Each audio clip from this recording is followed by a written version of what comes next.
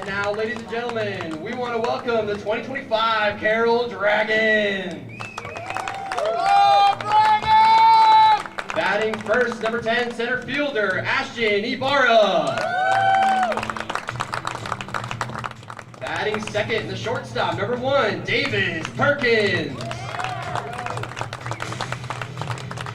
Batting third baseman, number 21, Tanner Carson. Batting fourth, the second baseman, number 7, Evan Robson. Batting fifth, the designated hitter, number 00, Jake Shannon. Batting sixth, the left fielder, number 24, Cam Dean. Batting seventh, the first baseman, number 17, Max Wu. Batting eighth, right fielder, number 4, Sean Arterberg. And batting ninth, your catcher, number 44, Cooper Newby. And the rest of your Carroll Dragons. And pitcher, number 9, Jack Fuller.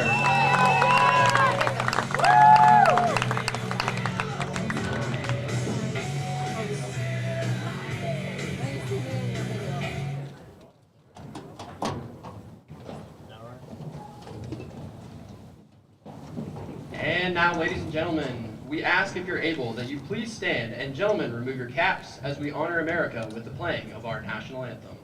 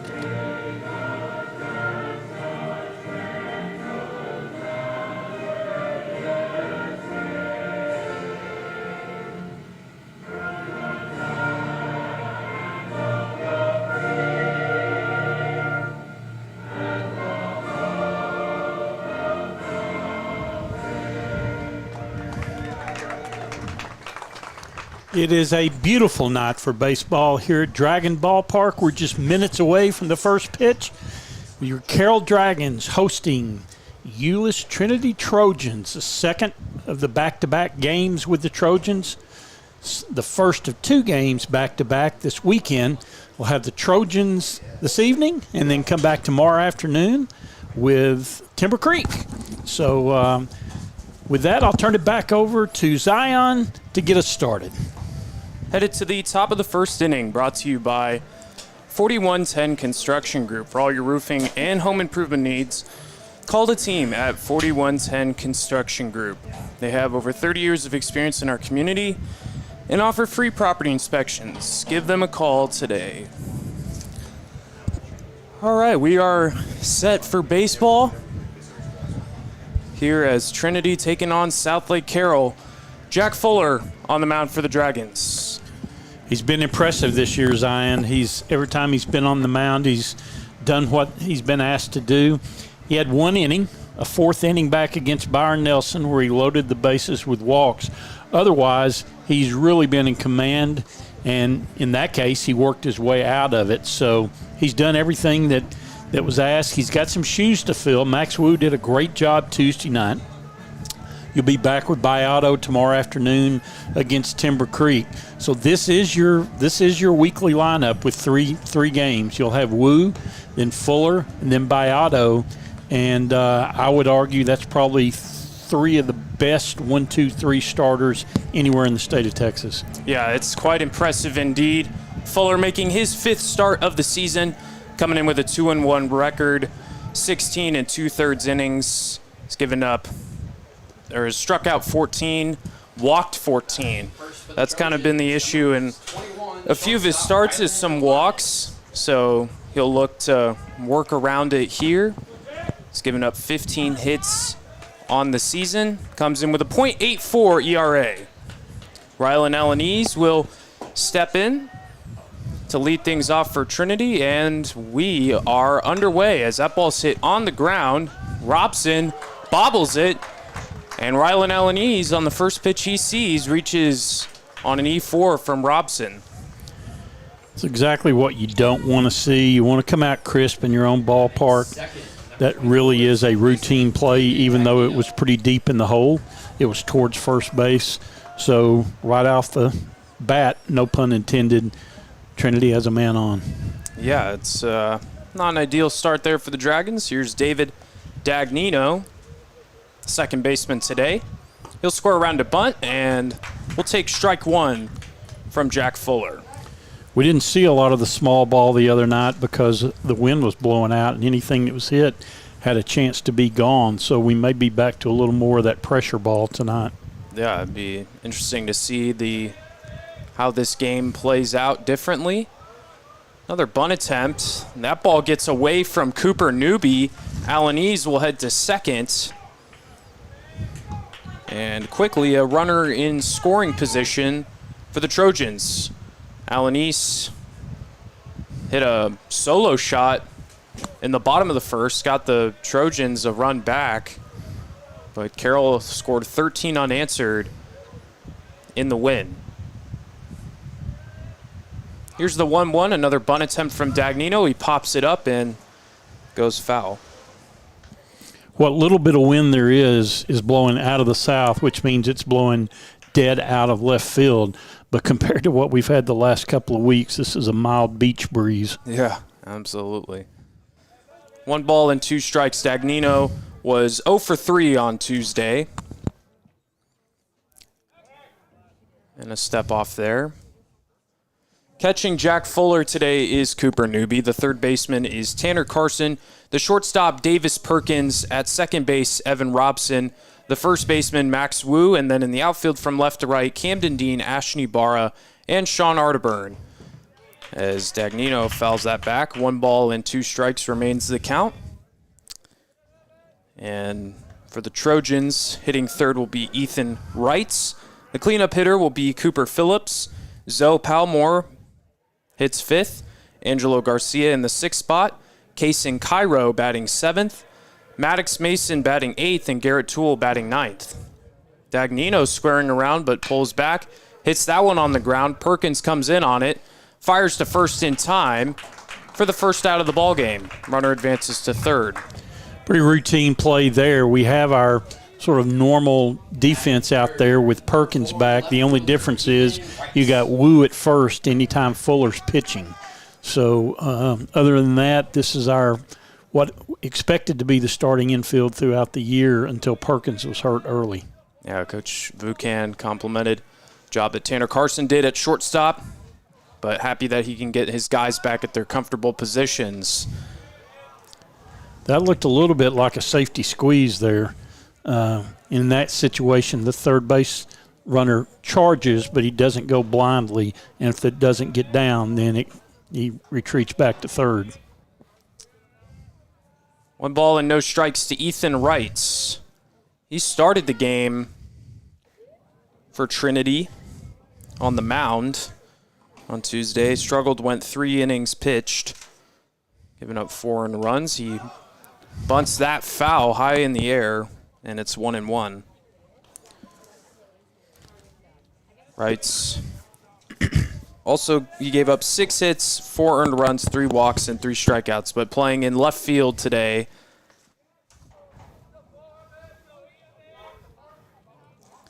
He was also 0 for 1 at the plate and hit by a pitch. Here's the 1-1, fouled back. So after the error from Evan Robson, Rylan Alanese finds himself at third base. Jack Fuller trying to work around that here in this top of the first inning. Coach Vukan's calling out his bunt coverage from the dugout there. 1-2, foul back again. We've talked about this before, Zion, but this is a critical time for the first baseman, the second baseman, and the right fielder. That sun is setting, and it's right in their eyes. And so it's a challenge this time of day at Dragon Ballpark. Yeah, it's going to be an issue. Arterburn with his glove up out there in right field as Wrights takes ball 2. A good AB, good battle between Jack Fuller and Ethan Wrights. Newby was set up outside. Fuller hit the glove, but he was set up outside the plate. This time it runs inside, and the count will run full.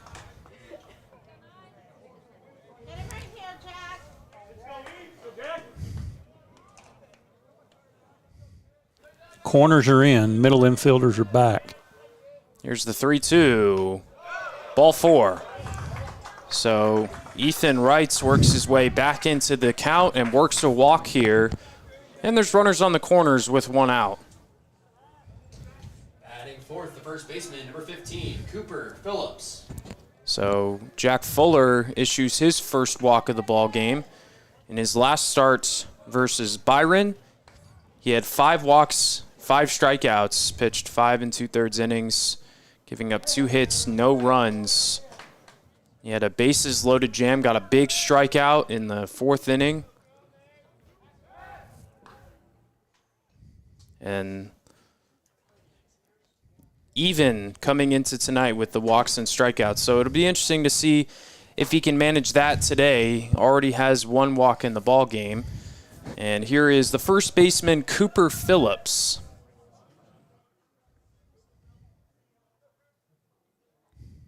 He squares around, gets it down, but foul. One thing that's been consistent all year with Carroll pitching is they've started slow. Even last Tuesday in what was a blowout win, Wu gave up a home run in the first inning. So first inning has not been particularly friendly to the Dragon pitchers. Some of that's self-induced, but still the fact. Throw over to first. Nothing doing.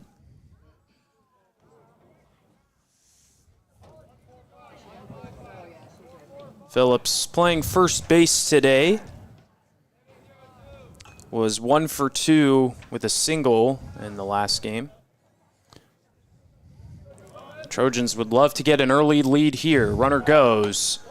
They're going to throw down the second. The throw is not in time. And there's a stolen base for Ethan Wrights. Yeah, that was really not even close. So second and third, 1 out. 1 ball and 1 strike. Here's the pitch. Hit on the ground, right back to Fuller. He'll throw to first in time for a big second out. That couldn't have worked out better there for Jack Fuller. That's exactly what you want, a weak ground ball back to Fuller. He looks the runner back at third, throws to first, and it puts you 1 out closer to being able to get out of this little bit of first inning pinch.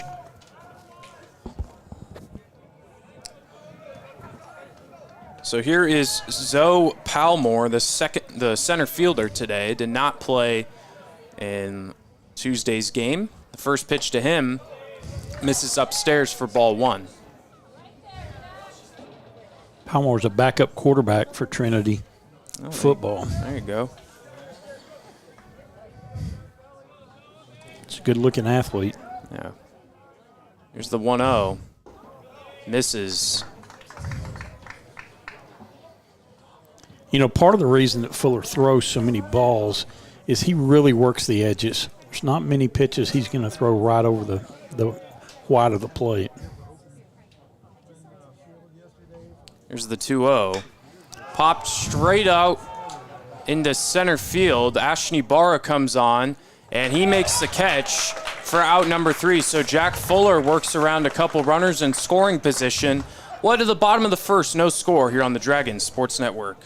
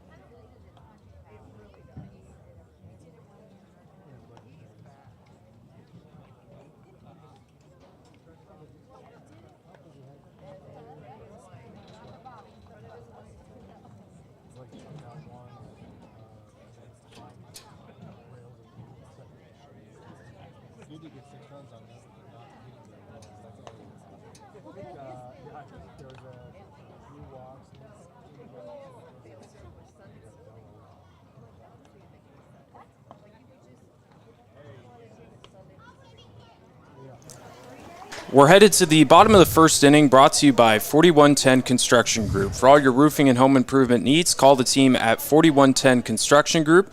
They have over 30 years of experience in our community and offer free property inspections. Give them a call today. Jack Fuller worked around a couple runners there that got into scoring position, so 0-0. As we head to the bottom of the first, let's take a look here at the Carroll lineup. Leading off is the center fielder Ashton Ibarra. Batting second will be the shortstop Davis Perkins. Batting third will be the third baseman Tanner Carson. In the cleanup spot will be the second baseman Evan Robson. Batting fifth is Jake Shannon. In the sixth spot, Camden Dean. Batting seventh, Max Wu. In the eighth spot, Sean Arterburn. And rounding things up is the catcher Cooper Newby. They will face number 9, Adam Spencer, the right-hander. On the mound for the Trojans, and the first pitch to Ibarra is swung on and missed for strike 1. For those of you that were with us Tuesday night, the defense was pretty shaky for Trinity, especially the outfield. They had 2 or 3 fly balls that they missed. Some of that might be attributed to the wind, but maybe not all of it. Yeah, and it led to some big innings for South Lake Carroll in a 5-inning ball game. Ibarra comes in hitting .457 with a .525 on-base percentage. He's been lethal in that leadoff spot. He'll take strike 2. Tied for the team lead in hits with 16 on the season. Also has a home run to his name. 2 home runs, actually. Here's the 1-2, and it's upstairs for a ball. He hit a leadoff home run on Tuesday's game. That was a rocket shot. I mean, it was, I don't know what the exit velo was, but it had to be up there. Yeah. The 2-2, that ball's hit well into center field. That ball will get down and past the center fielder Palmore. The speedy Ibarra will round second, head to third, and it is a lead-off triple this time for Ashton Ibarra. What a start for the Dragons. You know, defensively, you just can't leave your feet for that ball. You've got to make sure you stop it. It was hit too hard to give the right fielder time to back him up. Same way if you're playing right field or left field, a ball hit down the line, you've got no help. So you've got to be a little bit smarter than that in the outfield. Yeah, that was a tough ball to try to dive at, and yeah, that gave Ibarra 2 extra bases. So Davis Perkins lines that ball in the left field, and that will get the Dragons on the board with an RBI single from the shortstop. Another thing that the Dragons have done from the very beginning each game is hit the ball hard. These last 2 balls were really barreled up, and that's what you like to see.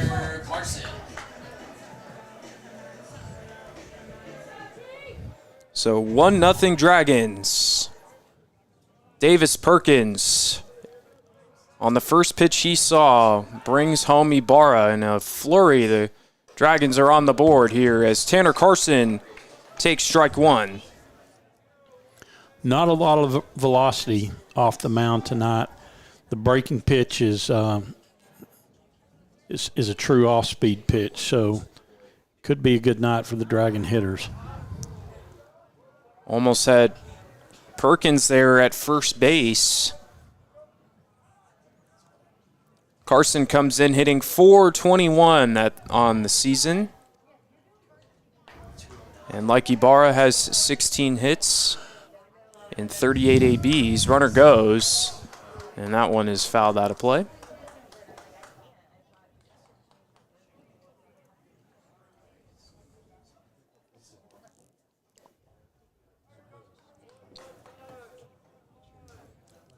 So Adam Spencer giving up back-to-back base hits. Carroll on the board early. Here's the 0-2. Ball's hit in the air out to right field. Toole is under it, and he makes the grab for the first out of this bottom of the first. You can't see this on camera's on, but over in the bleachers at the very top are some young ladies dressed in pink. That is the part of the Carroll Varsity girls soccer team that won their they're one of the top-ranked teams in the state, and they won their opener in the playoffs today 8-1. Wow. That's a big-time win, 8-1. Wow. That's awesome. Then the boys followed up right after that, and they won 3-0 over Mansfield. The ladies won over Mansfield Legacy, and that was in the by-district round.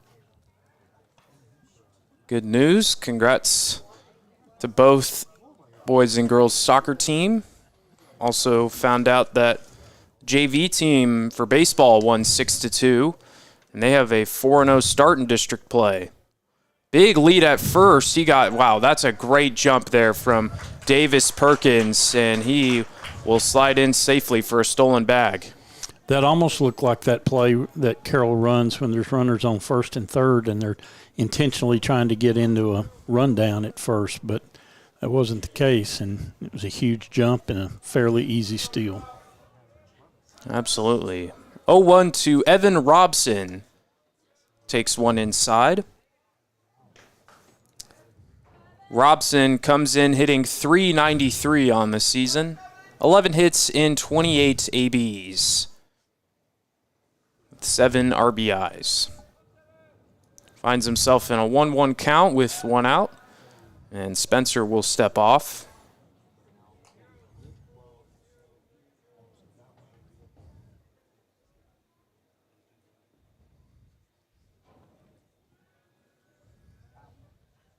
And the pitch.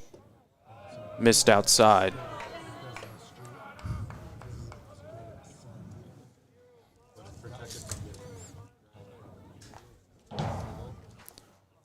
Robson in Tuesday's game had a pair of walks, reached on an error.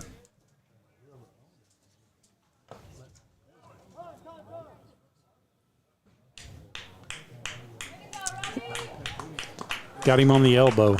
Okay, I guess I didn't hear it from up here. And Robson will take first base. It's kind of a delayed call there. But Robson is awarded first base, and Will Averett will have a discussion there. And we'll see if that call gets overturned. Usually stuff like that doesn't, and Robson will stay at first base. So first and second, one out for Jake Shannon, who was our player of the game on Tuesday. Was a triple away from the cycle. That ball is lined over the second baseman Dagnito and will drop in. Perkins scores easily, and it's an RBI single for Jake Shannon, and South Lake Carroll extends its lead to 2-0. Classic hit and run there. Hit it where they're not. You get the Dragons on the move like that. The defense starts moving, and Carroll's been very good at hitting it in the holes, hitting behind the runners, and that's exactly what happened there. Meanwhile, Evan Robson heads to third base, and Jake Shannon continues to swing a hot bat. Moved up to the 5 spot today.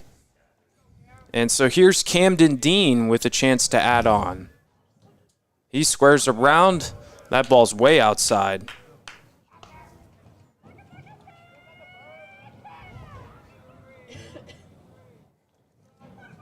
You know, normally you would see a little potential small ball here, especially with only one out, but the Dragons are hitting the ball so well, you hate to take the bat out of the batter's hands. Dean leaves that one 2-0. Not quite sure how that missed, but apparently it did. So Robson stands at third, Shannon at first, and Camden Dean, the freshman, playing left field. Square around again, and Spencer will step off. Dean hitting .387 with a .457 on-base percentage.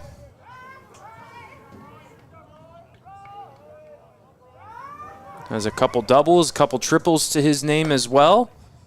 And he will take strike one. You heard the strike call there. Our umpires tonight are Steve Honig and Aaron Pabst. And I would love to tell you which one's behind the plate, but I have no idea.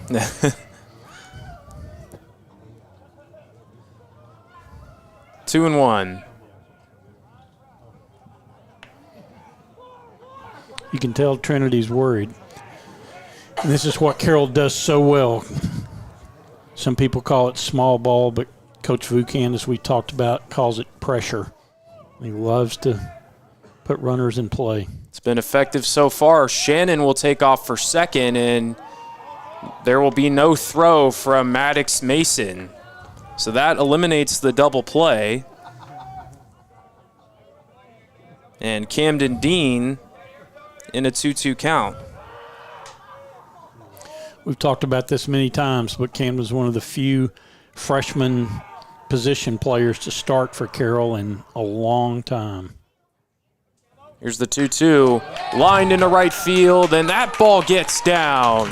Robson had to hold up. He'll score from third, and the Dragons keep stringing hits together. Camden Dean gets in on the fun. It's 3-0. Batting seventh, the first baseman, number 17, Max Wu. That has clearly become the field that Dean likes. His triple was almost exact same trajectory, just hit harder against Byron Nelson, but he loves that right center gap, right over second base. The fourth hit of the inning for South Lake Carroll. There's still only one out for Max Wu. The throw to first, not in time. Wu got the start on the mound on Tuesday, pitched all 5 innings as the game ended in a run rule. He was terrific on the bump with 9 strikeouts. Dean takes off, and Maddox Mason won't even attempt a throw. So, again, another stolen base for the Dragons. It's their third of the inning. Interestingly, that's the 20th pitch of the inning. Fuller had 19. It feels like this half of the innings lasted twice as long as the last one did. And Wu hits that ball into center field. Palmore makes the grab. Tagging from third is Shannon. He'll score without a throw. And even when the Dragons getting out, they still make it productive. A sac fly for Max Wu makes it 4-0. Batting eighth, the right fielder, number 4, Sean Arterburn. Fly's almost not fair there. That was a line drive, hit really well. It was just hit right at the center fielder. Yeah, and Palmore barely had to move, but it does bring home another run. As Sean Arterburn steps in, he becomes the 8th hitter of the inning. Arterburn's one of these players who you won't see in the lineup every game. As Coach Vukan talked about in the pregame, it's about matchups, and he likes the righty-lefty matchup here. Arterburn works the count to 1-1. He's playing right field today. We saw Colby Sommer play in left field on Tuesday, but this time Camden Dean goes to left and Arterburn plays right field. And the Dragons have a lot of depth as that ball's hit on the ground and a bobble there from Phillips, but he has enough time to take it to the bag himself for the 3rd out of the inning. But South Lake Carroll, the bats stay hot. They strike for 4 here in the first. Led to the 2nd inning, 4-0 here on the Dragons Sports Network.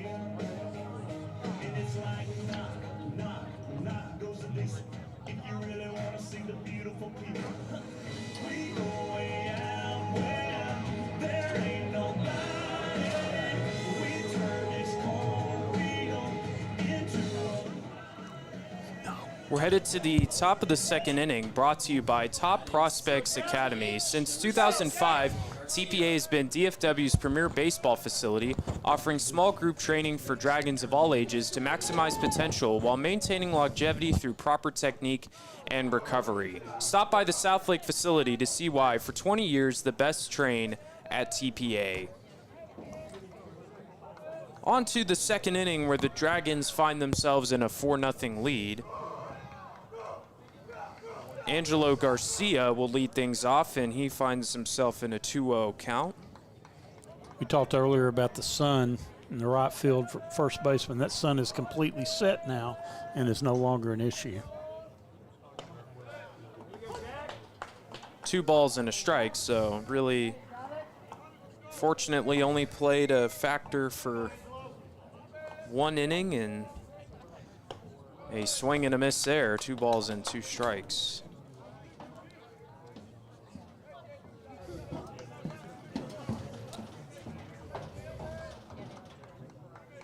The pitch from Fuller. Chopped on the ground, and Fuller's got a glove on it, and will throw a dart to the first baseman, Wu, for out number 1. It's probably the 2nd or 3rd ball that's been hit weakly back to the pitcher, which is a pretty good sign. Yeah, that is definitely good. Some results you love to see from a pitcher if you're Jack Fuller. First pitch misses way outside to Kaysen Cairo, the 3rd baseman.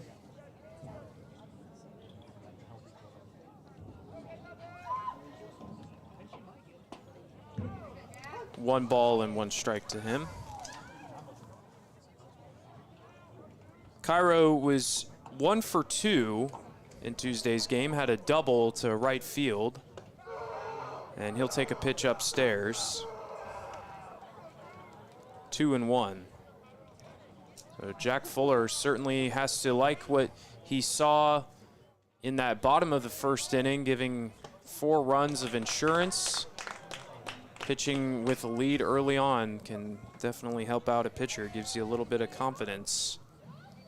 2 balls and 2 strikes.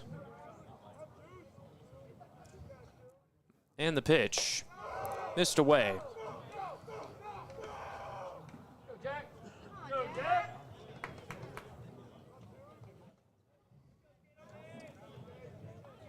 Cairo hitting from the left side, lefty on lefty. Here's the pitch. Called, strike 3. Great pitch there.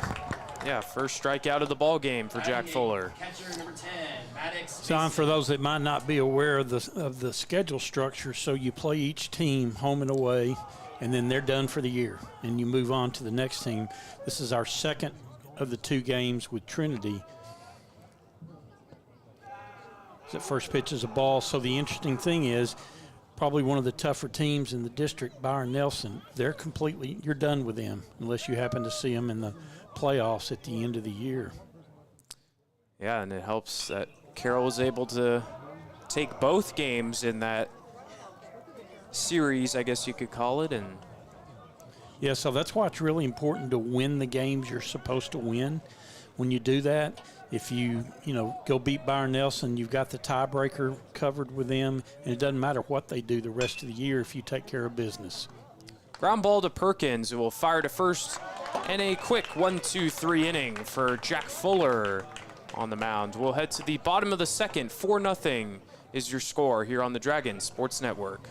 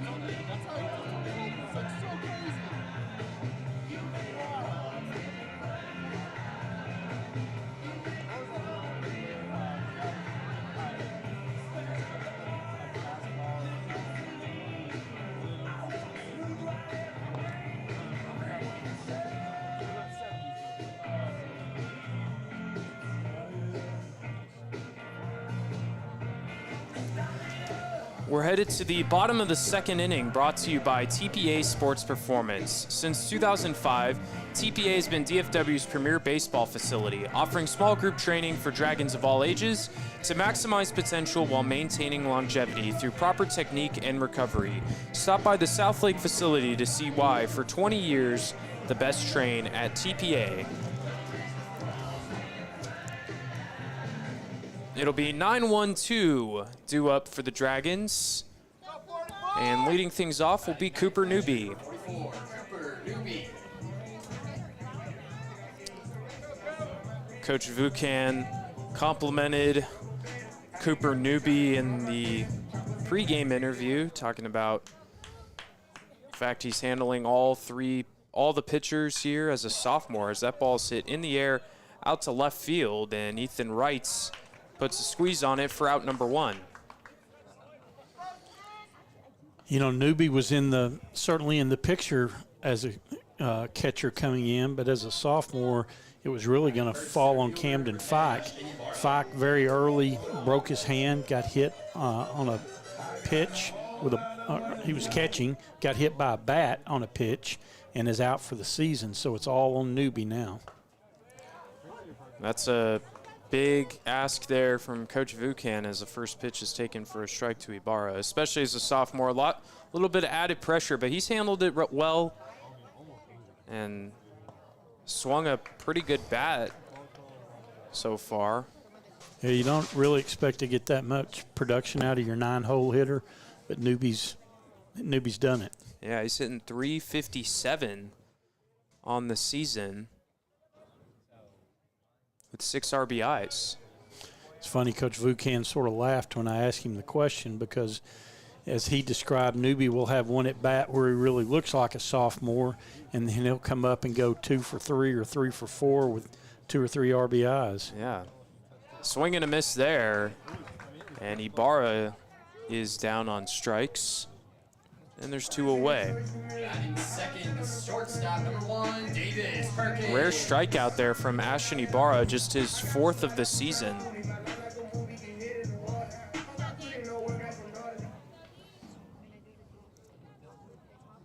So here's Davis Perkins, who brought home the first run of the ball game with an RBI single into left field. Remember, the last game was Perkins' first game back, so he's probably needs a little bit of time to begin to see the ball again. Yeah, and he came up with a couple hits, 2 hits in on Tuesday's game and a hit here, and pretty impressive, the 2-0. And there's another one, a single for Davis Perkins. Apparently he doesn't need much time to adjust. Seriously, I mean, Dragons, the third baseman for 21, Tanner Carson. it's impressive to come, after several, a few weeks off and not seeing live pitching, and then to get thrown in as the 2-hitter, and, well, how do you respond? You've got 4 hits in 2 games. They've all been singles. And Tanner Carson will take a pitch inside. He flew out to right.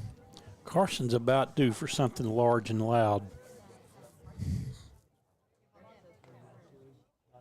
See if he can do it here with 2 outs in the bottom of the second.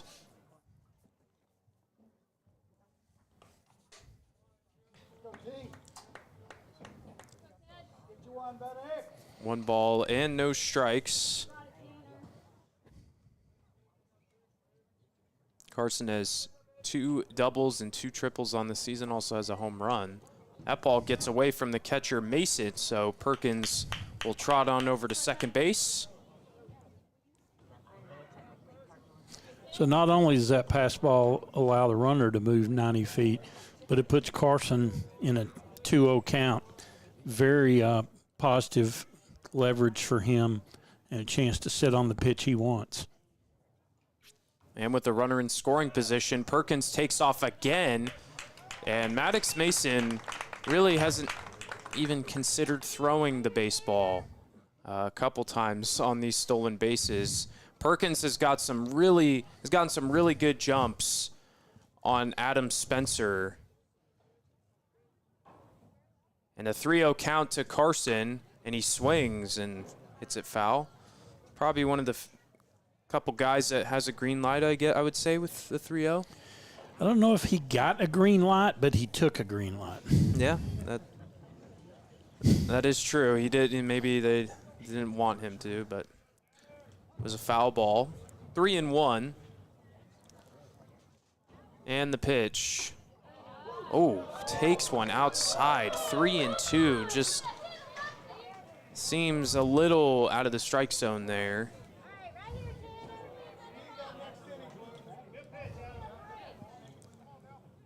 And certainly Tanner Carson felt that was ball 4, but we'll do it again. 3 balls and 2 strikes.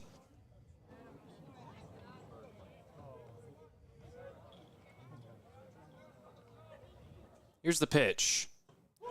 And it's called strike 3. So Spencer went back to the outside part of the plate. He strikes out Carson. We'll head to the 3rd inning. 4-0 is your score on the Dragons Sports Network.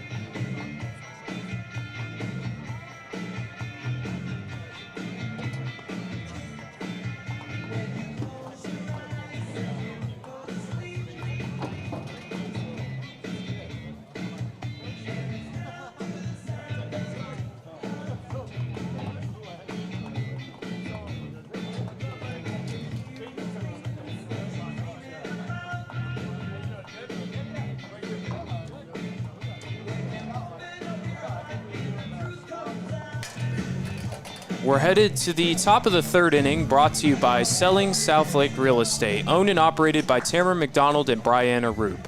Whether you're looking to sell your property or buy your dream home in Southlake or the surrounding areas, give the team at Selling Southlake a call at 833-SELL-SLK or check them out at www.sellingsouthlake.com. Zion, some scores from around the district. 4-6A, Timber Creek and Keller Central are tied at 1 in the top of the second. Earlier today, Justin Northwest beat Eaton 3-2, schools that are next door to each other. And right now there's no score between Keller and LD Bell. Definitely something to monitor as the night goes on and district play continues on this Friday. The second week here for the Dragons with district play. As Coach Vukan mentioned, Keller blew out LD Bell the other night, which was a little bit of a surprise. LD Bell has some strong pitching, a little closer tonight so far. Dragons will get Keller next week. And meanwhile, Garrett Toole takes ball 1-2 now from Jack Fuller. And the pitch missed away.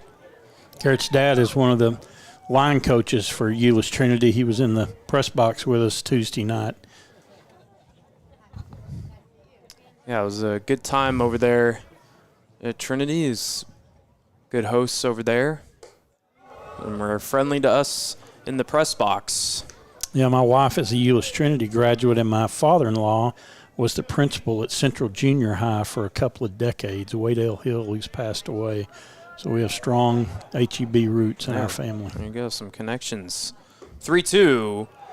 Taken outside for ball 4, so Garrett Toole is on with a leadoff walk. It was a good pitch. First, the shortstop, number 21, Rylan Alani. Here's Rylan Alanese. I'm pretty sure about 9 minutes ago that was a strike. Yeah, there was some outside pitches called to Tanner Carson that he did not agree with.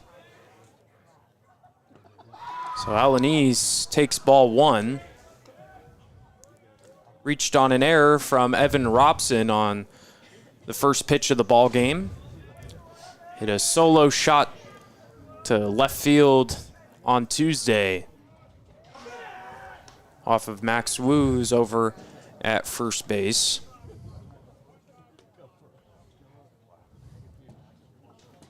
And we mentioned earlier, Trojans coming in at 10-4-1 on the season. Started 7-0. Ball 2 now to Alanese. Last season, the Trojans finished 14-12-2. They were 5th in district, a 6-8 record in district play.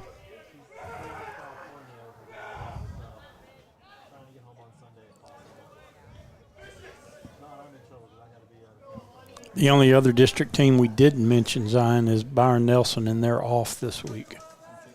Do you know why they're off? Because we have 9 teams in the district, so every week a team has to be off except for Carroll.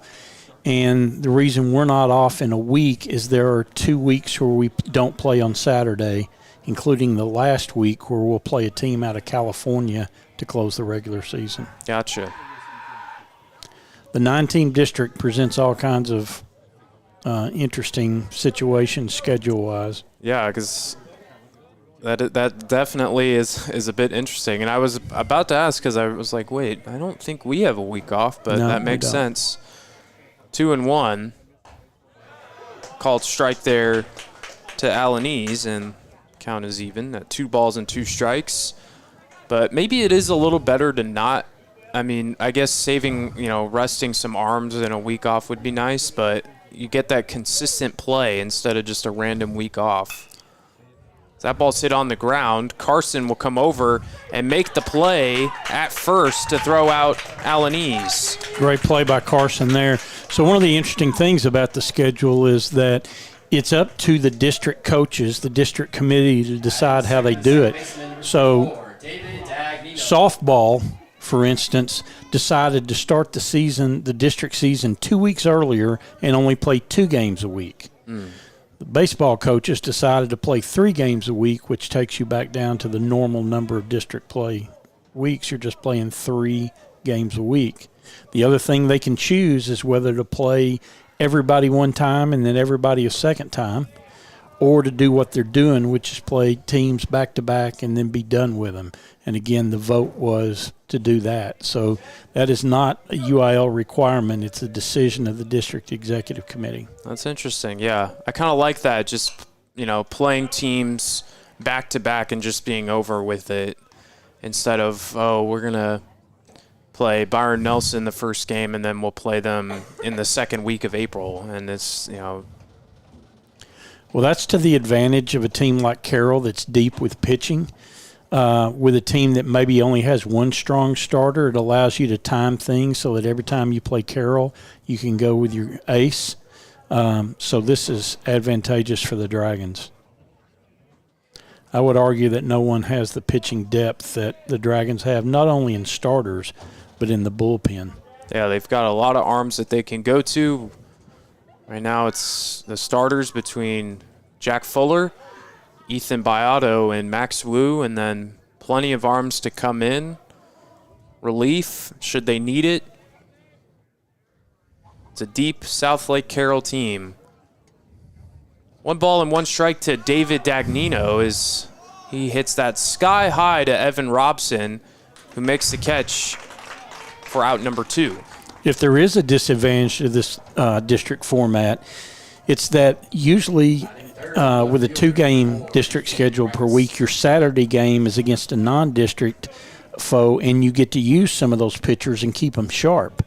Without that ability, you're almost inevitably going to need those guys when the playoffs start, so it's a little bit of a challenge trying to get them innings. Yeah, the Dragons just had to use Max Wu on Tuesday. And these guys, all these starting pitchers for Carroll have been able to go at least 4 innings, most of the time 5. And so, yeah, that only gives you 2, maybe 3 innings to work with to have relievers. And so be interesting to see how that plays out as the season goes on. 2 balls and no strikes to Ethan Wright, the left fielder. Paying a lot of attention to this runner at second, given they have a 4-run lead. Yeah, that's Garrett Toole over there at second base. Fuller comes home with the 2-0 and fires in a strike.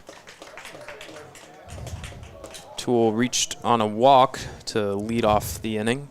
But since then, they've gotten consecutive outs. Trojans trying to get a run back here. And there's strike 2 from Fuller.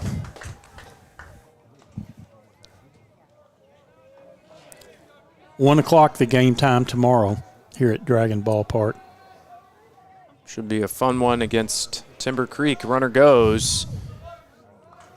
And no throw there. It was taken for a ball, so the count will run full.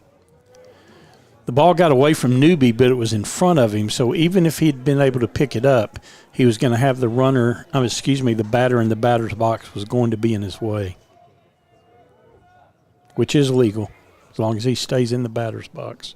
The 3-2 called, strike 3. Jack Fuller picks up his second strikeout of the ball game. We'll head to the bottom of the third where Carroll leads 4-0 on the Dragons Sports Network.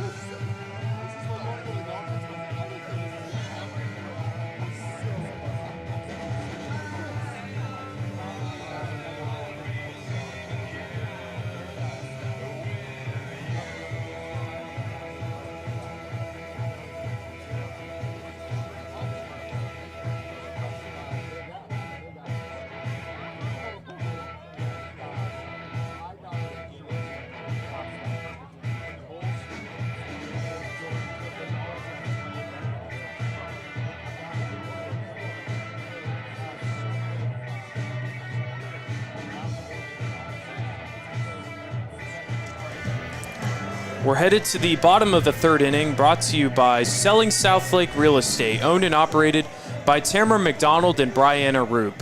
Whether you're looking to sell your property or buy your dream home in Southlake or the surrounding areas, give the team at Selling Southlake a call at 833-SELL-SLK or check them out at www.sellingsouthlake.com. Bottom of the third inning here from Dragon Ballpark. Zion Trammell, Bill Webb on the call. Thomas Brown is out of town for the week. So a little spoiler alert. I'm going to give some college scores here in a minute. So if you're planning on watching them after this is over with on replay, you might want to turn the volume down. There you go. Some big series this weekend. Texas is hosting LSU. A&M's at Vanderbilt. A lot of really good baseball this weekend. TCU is at Tech. I can almost guarantee that will be a high-scoring series in that ballpark in Lubbock. Baylor's hosting Kansas State. That ball's hit high in the air to right field, and that ball is caught. Wow, what a catch there from Garrett Toole. Looked like Robson. That ball is at least going to hit off the wall there in right field, but Toole's able to haul it in for the first out. He got a great jump, did exactly what you're supposed to do, which is not turn your back on the ball. Caught it just shy of the wall on the brown of the fake warning track. So a long fly out there for Robson. I guess a long and loud, as they say. Yeah, absolutely. Jake Shannon takes ball one. He had an RBI single and a stolen base in the first inning. He lines that one into center field, and that will drop in front of the glove of Zoe Palmore. So a one-out single for Jake Shannon. So here's those scores I was warning you about. Vanderbilt leads A&M 3-1 midway through that game. TCU leads Texas Tech 6-1. Kansas State leads Baylor 5-0. And that big series down in Austin where the Longhorns are hosting LSU, it is 0-0 in the middle of the third. Well, those are some scores I love to hear. TCU winning, Baylor losing. Ball hit in the air out to center field. Zoe Palmore makes the grab for out number two. I apologize to any Baylor fans, but, I'm a TCU grad, so, it's no hard feelings. It's all fun and games. Yep. Until somebody gets hurt. Batting seventh, the first baseman. I actually went to Waco for the TCU Baylor football game, and the fans there were really nice. They were, one of them said, "Thank you for coming out," not in a sarcastic way because Baylor beat TCU that game, but they were very nice, and it was a good environment there. It's not quite so friendly in the SEC. Yeah, it's different in SEC for all sports, really. But especially for football and baseball, the SEC baseball this season's been just a gauntlet. I think that all top four teams are out of the SEC right now. Runner goes, throw to second, and they got him. So Maddox Mason throws out Jake Shannon at second base, and that's how the third inning will end. A quick one here. We'll head to the fourth. 4-0 here on the Dragon Sports Network.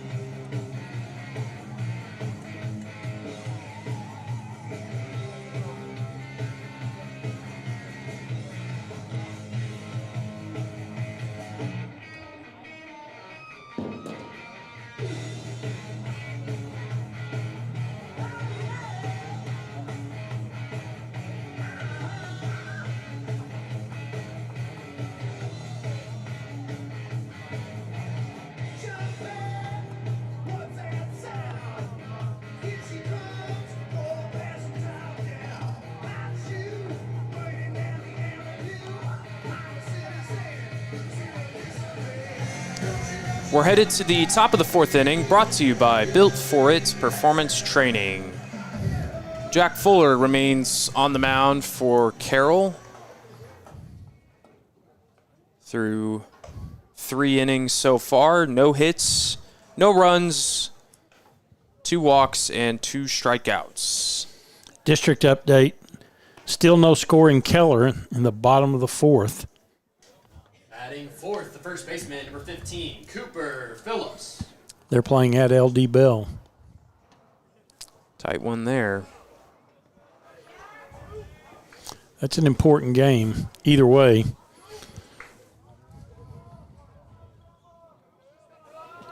Here's Cooper Phillips to lead things off for Trinity. And he sees strike 1 from Fuller.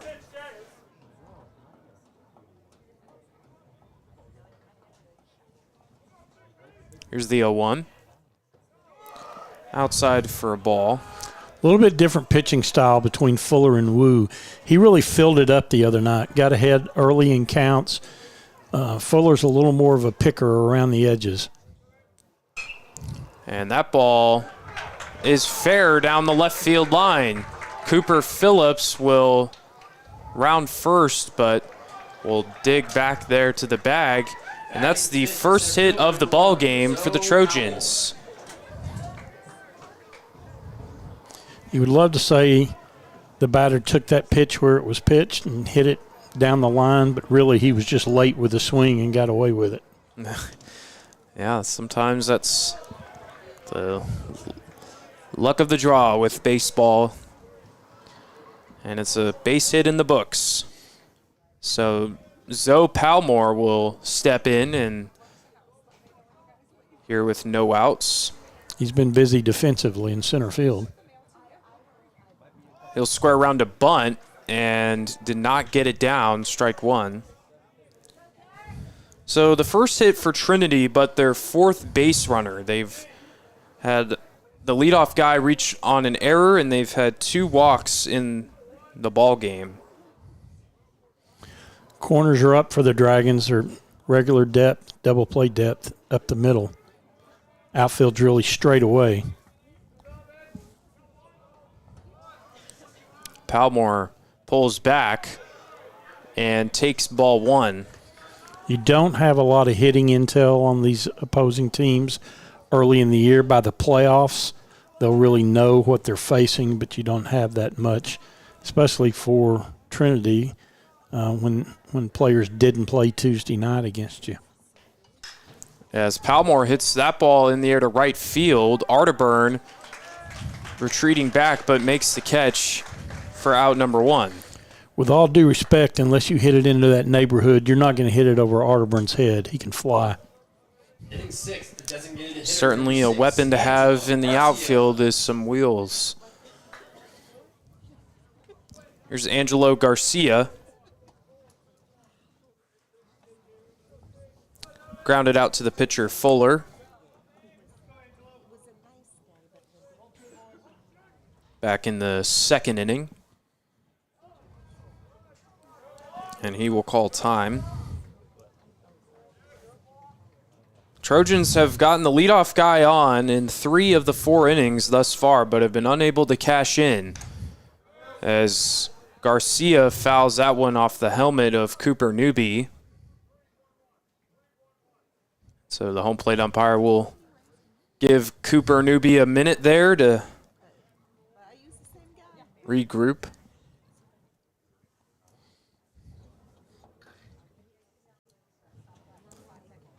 And 0-1 to Garcia. One of the traditions in baseball.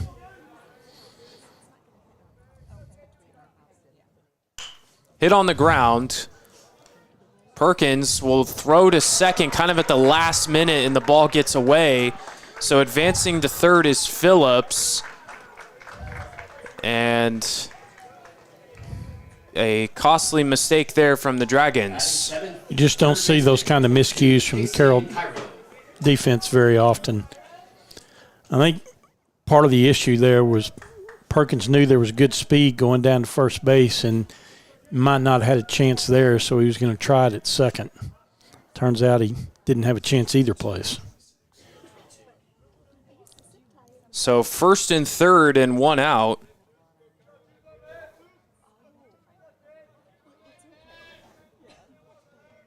For Case and Cairo.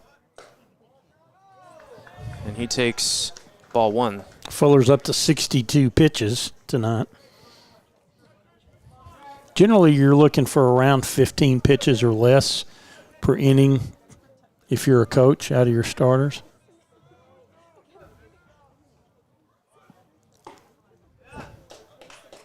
Strike one there to Cairo. The Trojans have been trying all game, really, to get a bunt down, but they have not done it yet in this ball game. They've either hit it foul or pulled back, taken strikes. And there's strike two to Cairo. I'm not sure if they're actually trying to put it down or not. We used to call it at Arkansas when I played, we called it the chaos bunt, where all you're trying to do is create something with no intent to actually get the bat on the ball. I can't tell if that's what they're doing or not. If not, they're not very good bunters. Yeah. There's called strike three on the outside corner. A big strikeout for Jack Fuller. It's his third of the ball game, and there's two away.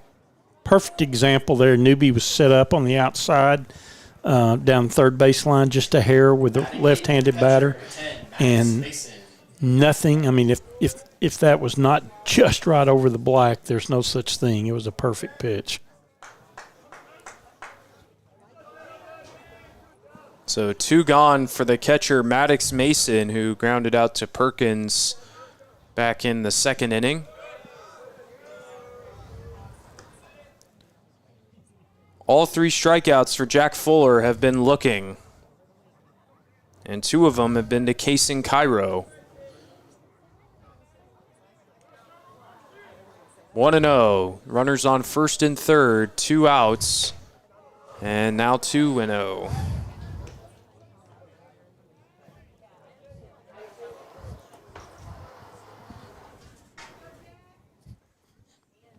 Jack Fuller had runners on second and third in the first inning, got out of it there. Can he do it again? Here's the pitch. Swing and a miss. And Fuller gets back into the count. He has worked himself out of some jams. Not serious, but jams. Yeah, mentioned it already, but the big one was against Byron Nelson last week. Bases loaded one. To keep it a 1-0 ball game. One of the bigger, if not the biggest moment, I would say, of the early season for the Dragons. Yeah, I think in the bottom of that inning was when Camden Dean had the 2-run triple. Yep. Blew it open a little bit.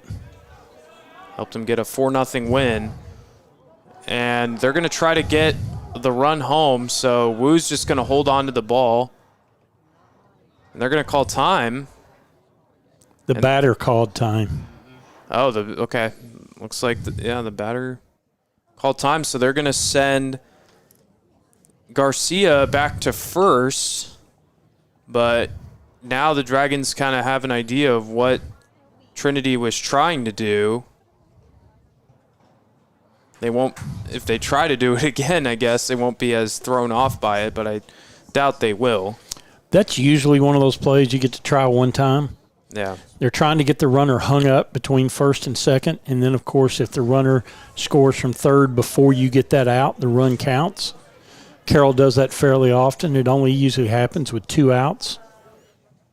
Trying to do everything they can is Trinity to get a run across here in the top of the fourth inning. The 2-2 pitch inside. And this time the runner will go to second, but it was on the drop there from Newbie. Update, Keller now leads LD Bell 1-0 in the top of the fifth. Tight game there, low scoring from Keller and LD Bell. 3-2. 2 outs here in a 4-0 ball game from Dragon Ballpark. Here's the pitch from Fuller. Fouled back. And Maddox Mason stays alive. We don't have this stat, but I'd love to know how many 3-2 counts Jack Fuller's thrown to this year. Quite a few, I'm sure. He came in with the same amount of walks as he does strikeouts. Another 3-2. And fouled out of play. So the Trojans, if anything, have really worked the pitch count here for Jack Fuller. He's up to 72 pitches here in this fourth inning.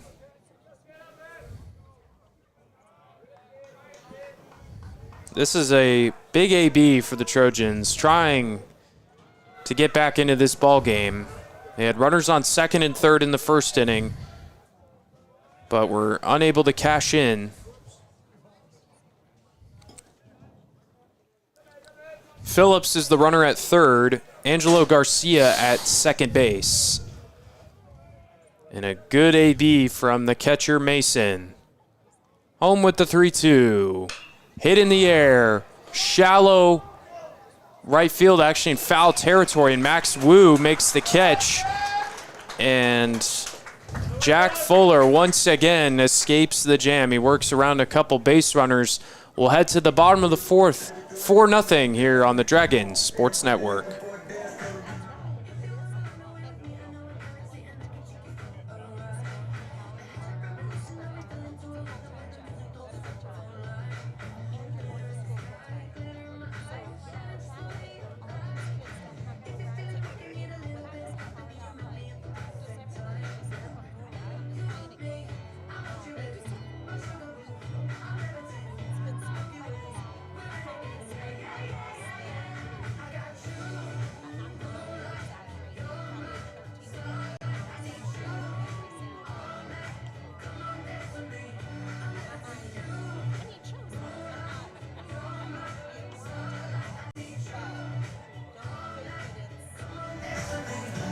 We're headed to the bottom of the fourth inning, brought to you by Built For It Performance Training.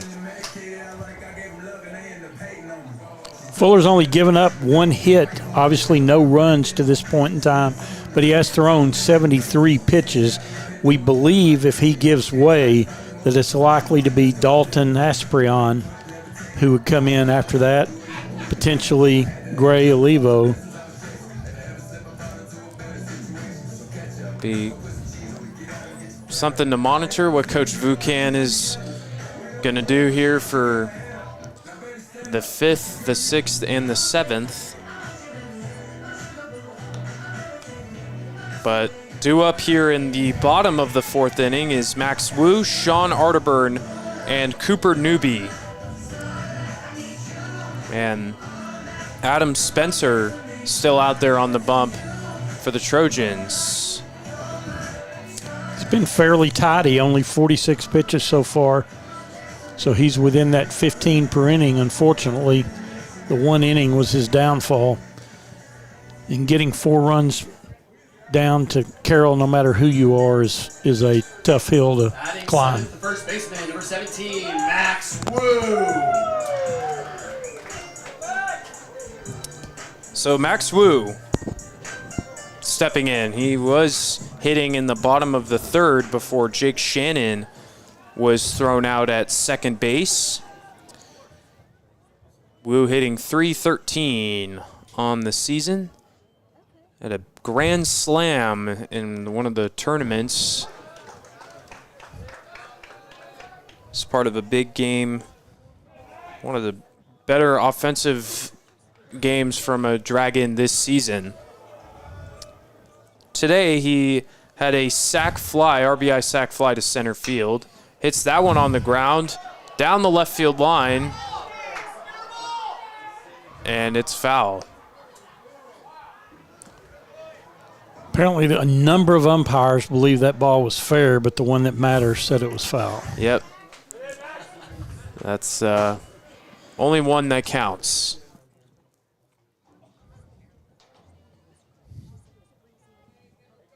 So we'll have an 0-2 count to Max Wu.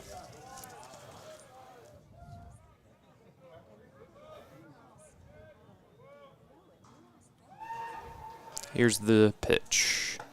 Called strike 3 on the outside corner.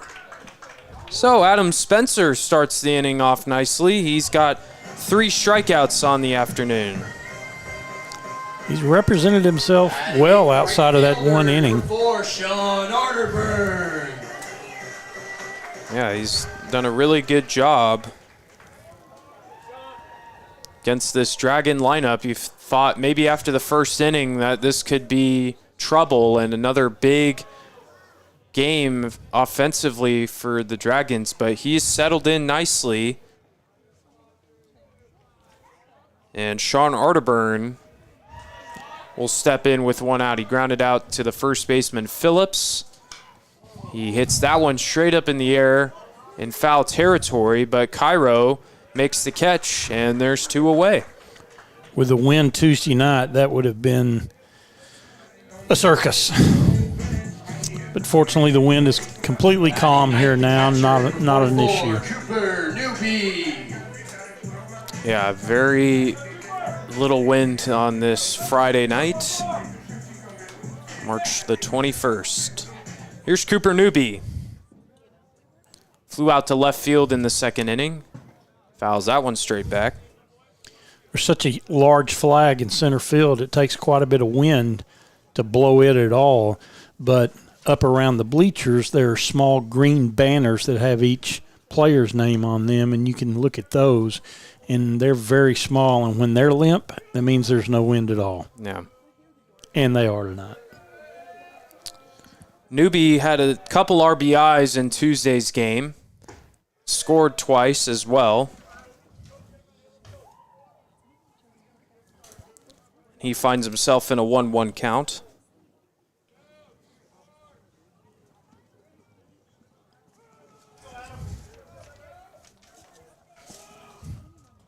Here's the pitch. Nice one there, called strike 2.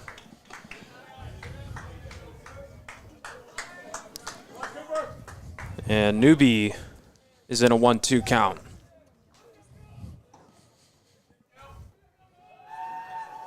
Here's the pitch. Hit in the air, out to right field. Toole is under it to make the catch for out number 3. So a 1-2-3 inning for Adam Spencer. We're through 4 innings. Carroll leads it 4-0 on the Dragon Sports Network.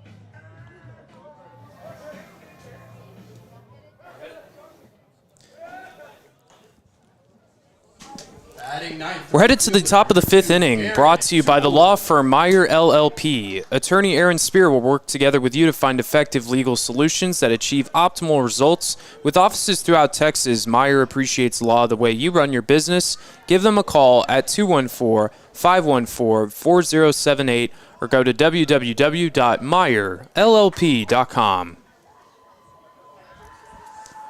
We're on to the 5th inning. 4-0 is our score. Garrett Toole will lead things off for the Trojans. And he works a 1-1 count.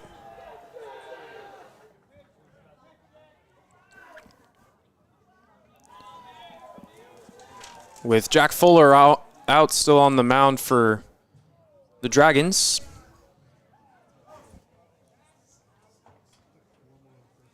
One ball and 2 strikes.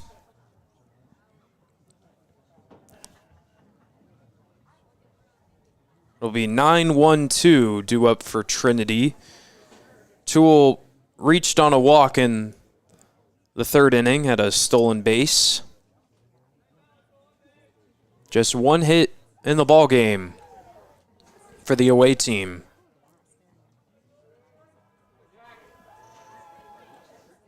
Here's the 1-2 from Fuller.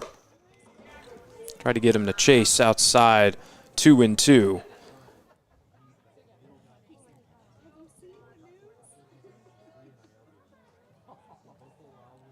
And the pitch. Swing and a miss. Strike 3. The 4th of the ball game for Jack Fuller. And there's one away. Now batting second shortstop, number 21, Ryan Alanis.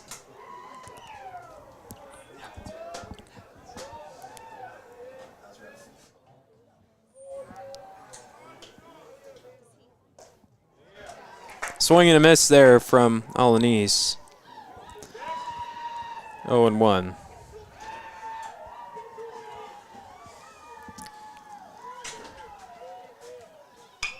Ball's hit in the air out to shallow left field. Dean didn't originally see it out there, but he does come sprinting in for the catch. And there's 2 away. Another ball not hit particularly hard.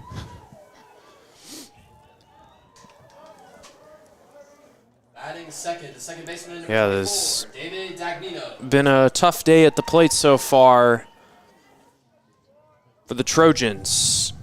Here's David Dagnino. Strike 1 to him.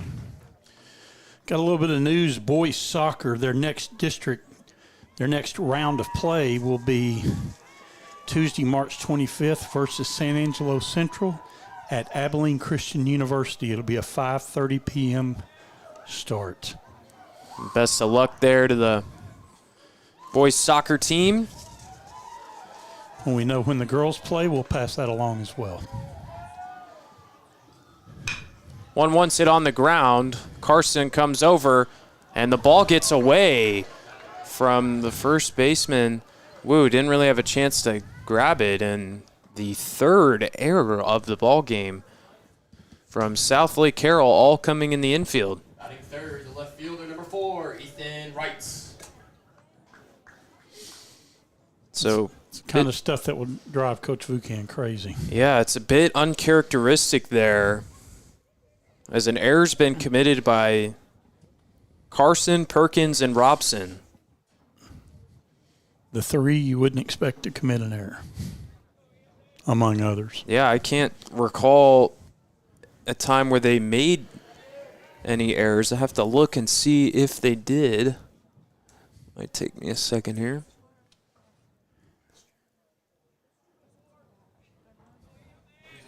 But there's 2 away for Ethan Wrights, the left fielder.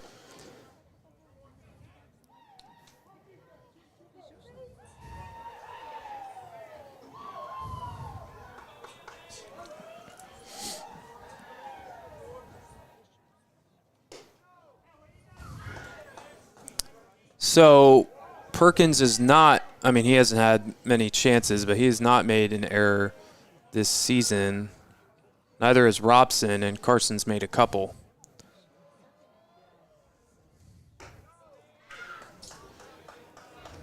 Two and 0 now to Ethan Wrights. It's 85 pitches for Fuller. Probably getting close to what they want to push him to. Yeah, it could be the final inning potentially for Jack Fuller. He can go 110. That's the rule. 2 balls and 1 strike to Wrights. Technically, you can go more than 110. You just can't start another batter after 110.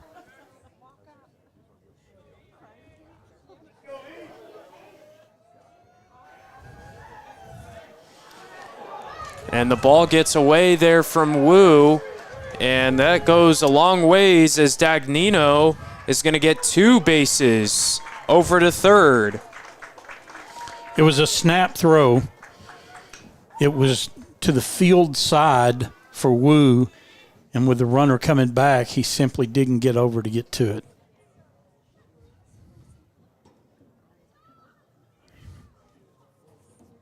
So another tough fielding play there for Carroll.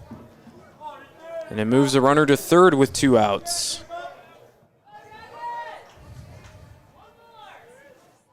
And the pitch, swing and a miss. 2 balls and 2 strikes to Wrights.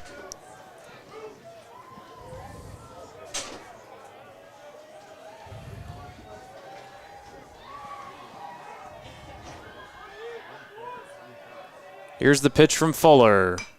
Fouled back.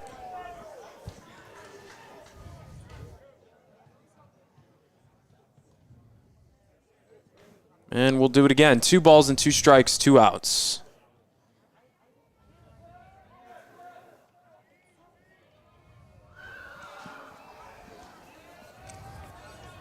Here's the pitch. Inside, and there we go. There's another 3-2 count. And it will be the 90th pitch of the ball game from Fuller.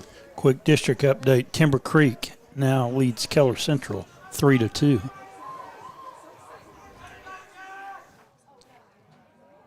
Here's the 3-2 from Fuller, and a swing and a miss. Strike 3. Jack Fuller with his 5th strikeout of the night. And if that is it for him, a job well done. We'll head to the bottom of the 5th inning. 4-0 is your score on the Dragons Sports Network.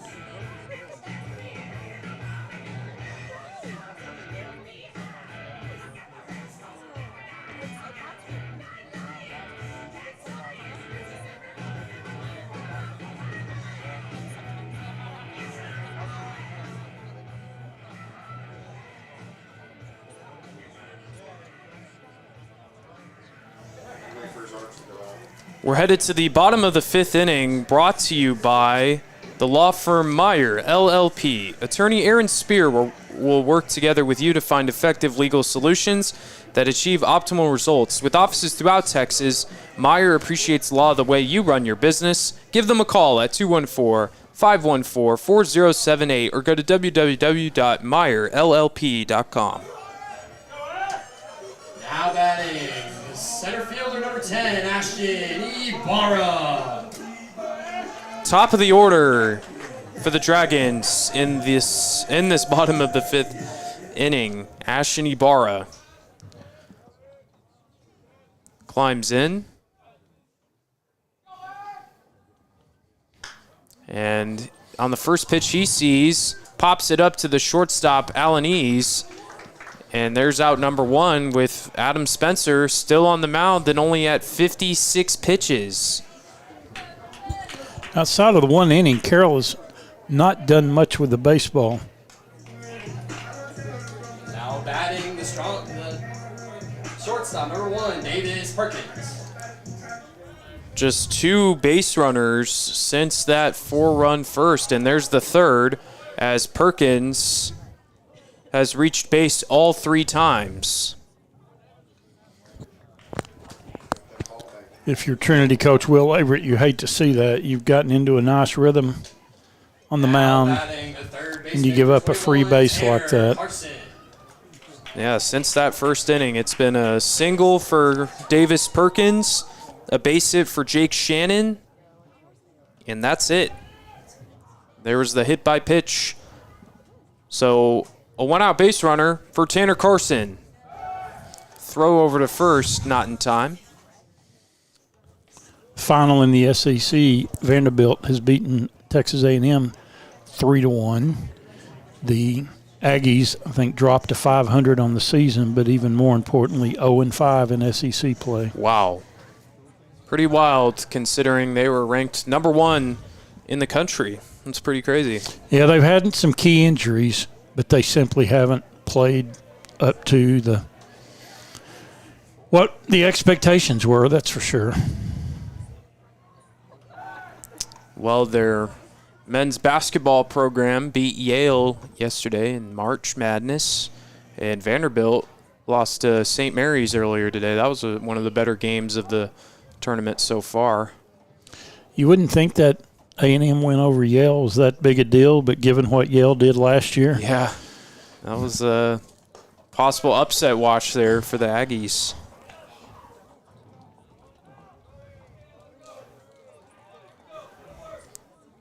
Red Raiders kind of survived a slow start to come back and win in the tourney. Yeah, they got a good team this year. Pitch out there, 1-1. I think that's the first pitch out we've seen this year. Yeah, I think so. Haven't seen that. Yeah, I don't think I've seen it this season. Spoke about Coach Toole earlier. He just walked up. He's down in the stands. Son is the right fielder for Trinity. And that ball's laced into the left center gap and down. Couple hops to the wall. Perkins on his horse, rounding third. He will score. And the Dragons have woken up here in the 5th inning. It's an RBI double for Tanner Carson. Another hard hit ball, which is a statistic measured by the Dragons and many teams. That ball was laced. I don't think it was a really good angle by the center fielder.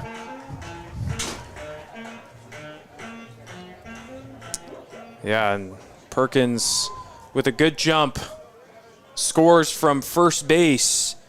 And that's all it takes sometimes. We've said that a few times this year. It's all it takes for Carroll is just one base runner, a hit by pitch, and it brings home a run.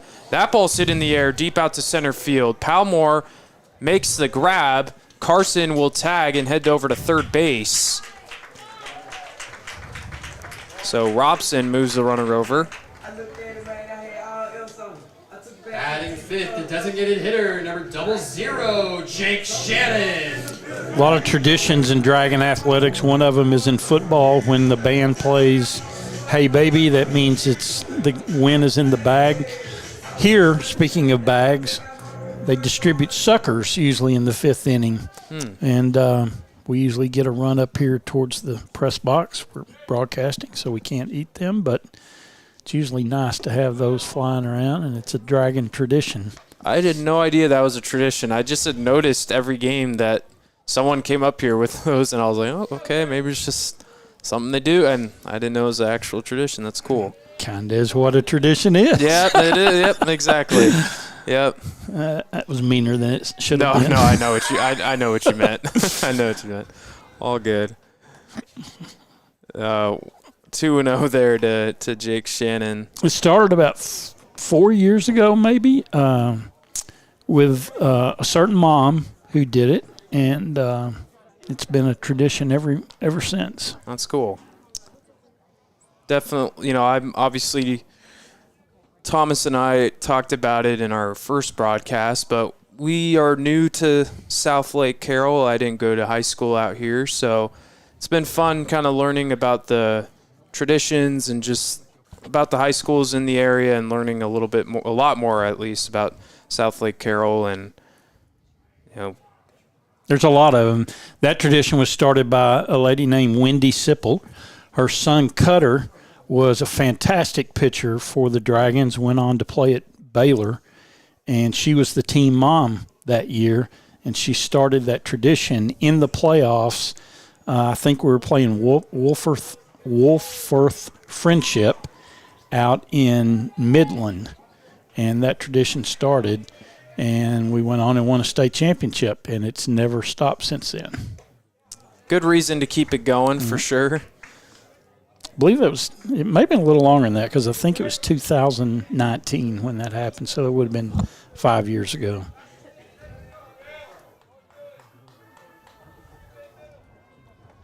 Two balls and one strike to Jake Shannon. And it hits Spencer there. And a run will come across. Hope he's all right. Seems to be. Yeah. It's another hard hit ball. That's for sure. Couldn't tell if it hit his foot maybe or just might have just, it looked like it literally hit his instep. Yeah. He's saying he's okay. Will Averett's out all the way to the – he's trying to make sure this isn't considered a visit. Umpire says it's not. Accompanies Will Averett out to the pitcher to take a look. He is okay. Averett will jog back to the dugout. Yeah, glad. That is always a scary spot situation there. Ball back up the middle in the vicinity of the pitcher. And just glad that he's good and ready to move on. Shannon brings home the 6th run of the ball game. And Camden Dean takes strike 1. 2 outs in the inning. Dean is 1 for 2 with an RBI single and a stolen base.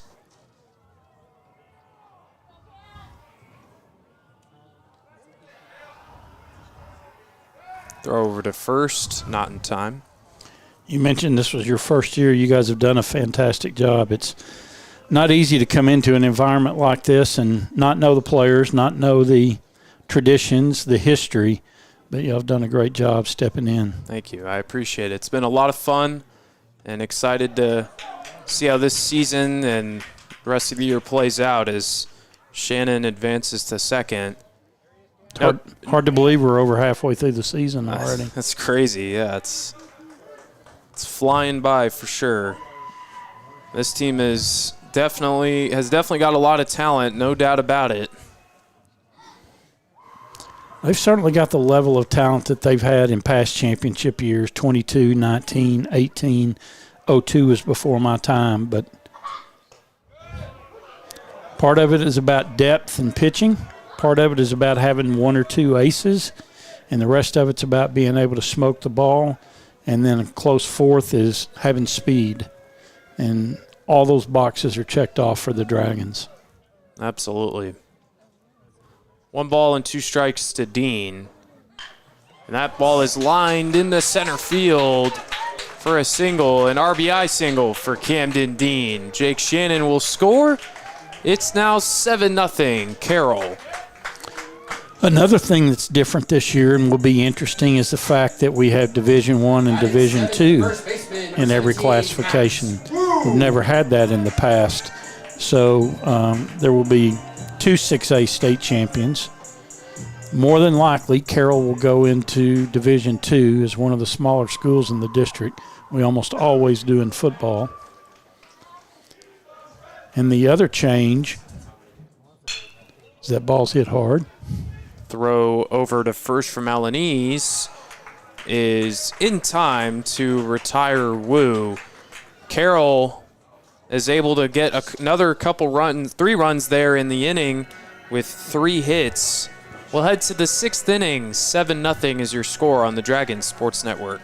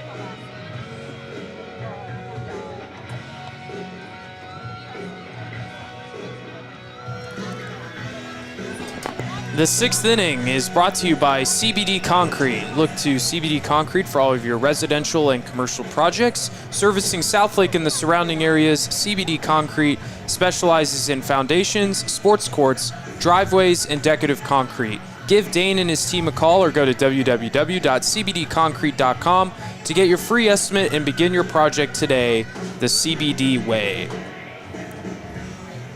Dragons add 3 runs in the bottom of the 5th inning, and they now lead 7-0.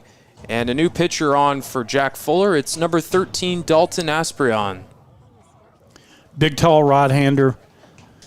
Has done well every time he's had an appearance so far this year. The first baseman, Cooper Phillips. Will be that middle reliever very often. It's his 3rd appearance of the season. He's pitched 7 innings, giving up 7 hits, 1 earned run, 2 walks, and 9 strikeouts.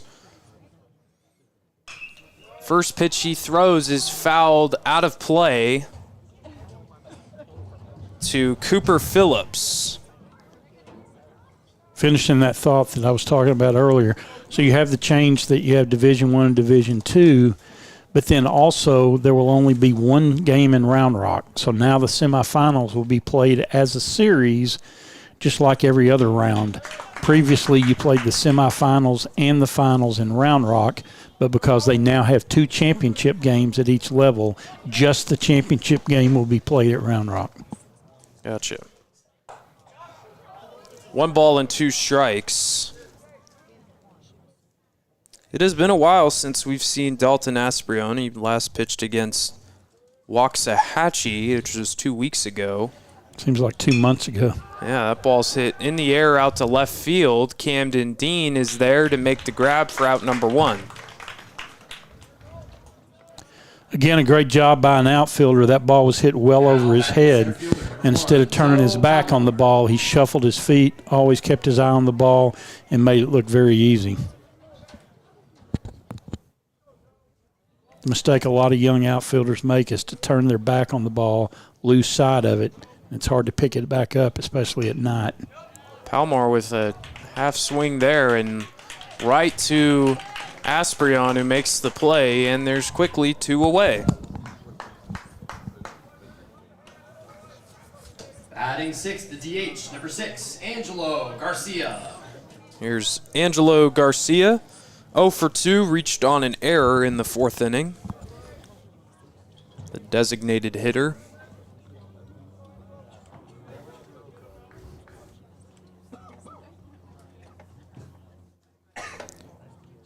First pitch is a ball. It's high, I guess.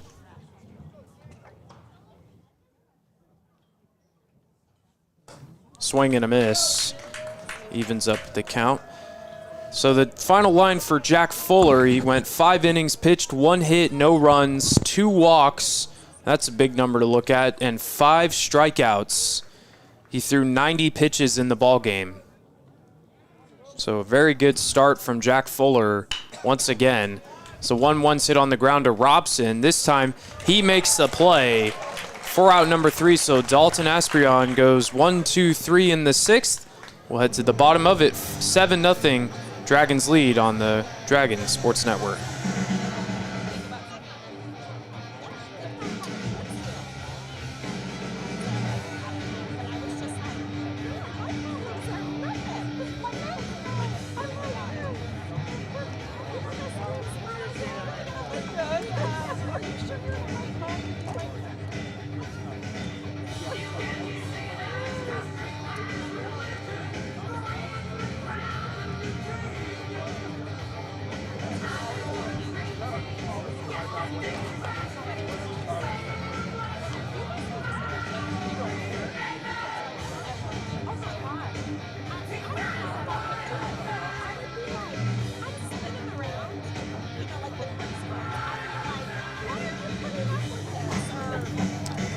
The 6th inning is brought to you by CBD Concrete. Look to CBD Concrete for all your residential and commercial projects. Servicing Southlake and the surrounding areas, CBD Concrete specializes in foundations, sports courts, driveways, and decorative concrete. Give Dane and his team a call or go to www.cbdconcrete.com To get your free estimate and begin your project today, the CBD way.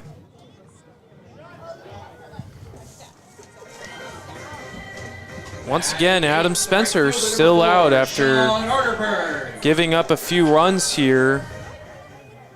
Still in for the Trojans to pitch this bottom of the 6th inning. Sean Arterburn takes ball 1.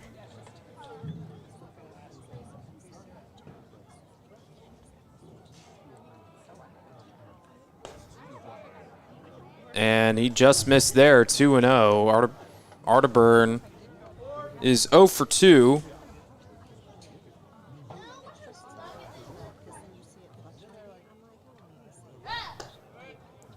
And now 3-0. There isn't any activity down in the Trojan bullpen. Spencer just passed 70 pitches, now at 72 on the night. And that is not how you want to start an inning, as a 4-pitch walk sends Arterburn to first base. When you look at Dragon pitching, it's interesting. In what is almost 4 full district games, the Dragons have only given up 3 runs, and I think only one of those was earned, the home run against Trinity Tuesday night. But 3 runs given up, I believe, in the 4 games so far. Strike 1 to Cooper Newby. Couple flyouts in this one. Carroll opened up a 4-run bottom of the 1st inning. Was really held in check by Adam Spencer until this 5th inning, where Davis Perkins was hit by a pitch, then was brought in by Carson, and a couple more runs scored after that.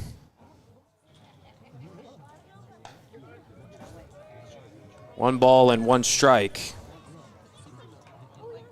And so through these 2 games, South Lake Carroll has outscored Trinity 21-1, and they've scored 21 unanswered runs dating back to last game. Or actually it would be 20 unanswered. The only run scored was a solo home run from Rylan Alanese in the bottom of the 1st on Tuesday. I thought, okay, maybe we're due for a shootout here, an offensive game from both sides, but Carroll just took control of that game, never looked back. Max Wu settled in very nicely, had racked up 9 strikeouts. They had runners in scoring position in this 1st inning as a runner goes. And an easy stolen base there for Sean Arterburn.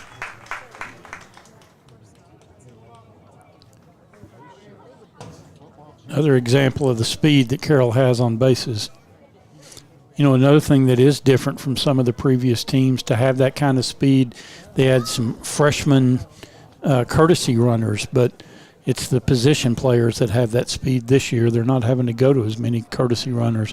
They certainly do for Newby when he gets on, because he's the catcher. You want to give him a rest. Yeah, this Newby fouls that one. But pretty much every guy can run the bases really well. And then when Newby does reach base, it's Truett Claffey who's the fastest guy on the field. So it even to have that off the bench helps as well. 2 balls and 2 strikes to the catcher. We talked about the season being halfway over. That's the regular season. It's interesting to think that the state championship is not till the 1st week in June, which is a long way off. Yeah, that's quite a ways away. Swing and a miss there from Newby. Another tradition for Dragon baseball is to have graduation on the field, because you get to that, I think maybe the 3rd week of the playoffs. That will be on graduation night, more than likely, which is Friday night. So usually they will have graduation on the field. Very cool.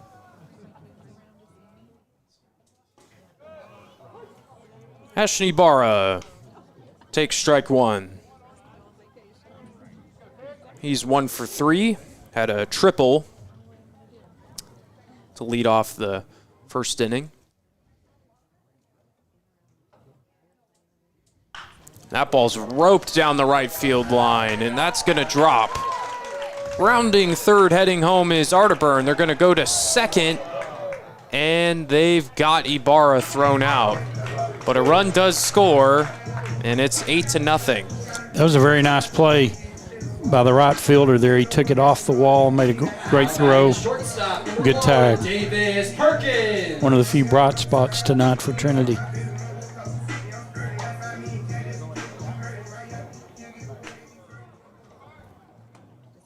So 2 outs now for Davis Perkins. He's reached base all 3 times, has 2 stolen bases, 2 singles, and an RBI. And that ball's hit high in the air down the left field line and over the fence, but foul.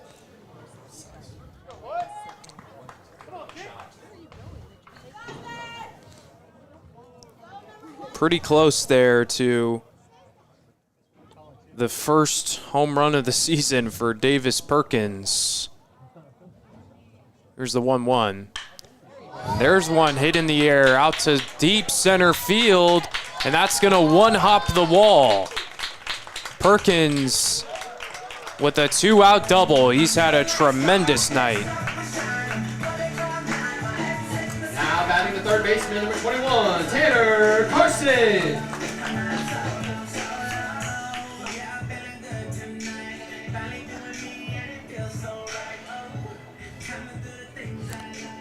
Kind of surprised Perkins is running, because I would suspect he would come in and pitch the 7th. I know that was the intention, was for him to be the closer tonight. There's 2 outs. I think you might get him back over there, but maybe they're going to stick with Asprion. Yeah, that is something interesting to note. Coach Vukan indicated that he would probably pitch that final inning, but see what happens. Asprion only needed 8 pitches to get through the 6th.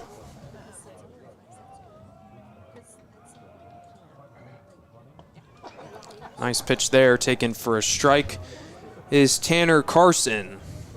He's 1 for 3, has an RBI double to his name in the last inning. The pitch bending back a little bit.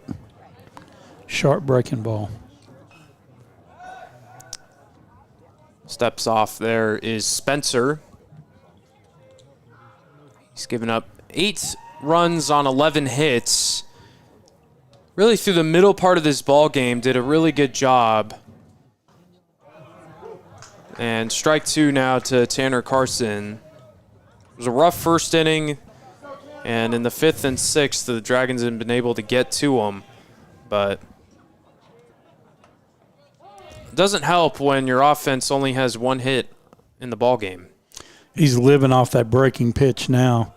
Earlier on, he had a couple of other pitches, including a changeup, but now it's mostly these curveballs. Here's the 2-2 to Carson. Swing and a miss. Ball gets away from Mason, and they're not going to have a play at first. That was 3 straight breaking balls there. Now batting number 7, Evan Robson. Got Carson to chase. Just had too much break, I guess, for Maddox Mason behind the plate. So the inning will continue as Evan Robson at the plate. Give out signs there for the 1st and 3rd situation.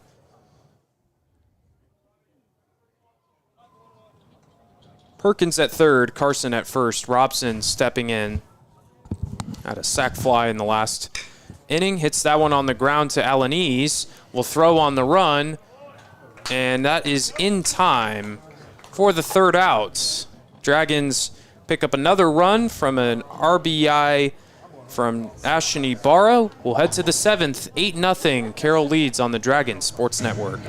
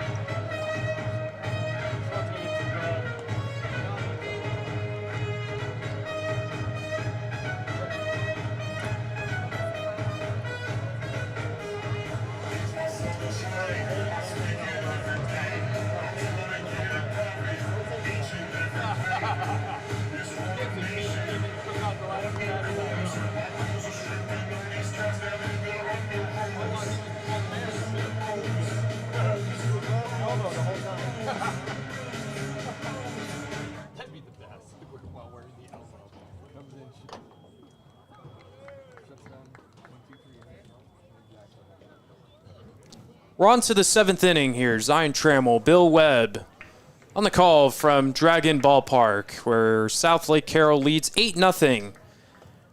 Final 3 outs here in the top of the 7th inning. Dalton Asprion still out there for Carroll. Maybe in a closer game, Davis Perkins might have come on to pitch here, but Asprion will get some extra work here. He'll face 7, 8, 9 for Trinity. Case and Cairo to lead off. We'll check swing, foul. There have been a few of those oops swings tonight, which means those hitters are really not sure what's coming and they're not seeing what's coming. There's been just one hit in the ballgame for the Trojans. 1-1. Came in the 4th inning. It was a base hit by Cooper Phillips down the 3rd baseline. That's been it. Since then, just one base runner. A lot of their base runners have been on errors, 3 of them from Carroll. Here's the 1-2. Swing and a miss. Newby will throw it to first. And there's one away. That's a fairly rare strikeout for Asprion. He's very much a fill up the middle of the plate and pitch to contact. And that's what he's done very well. And his defense has backed him up nicely. First one of the ball game for him. Here's Maddox Mason, the catcher. He's 0 for 2. And there you go. Probably wasn't sure what to expect there. Well, half swing there, 0-1.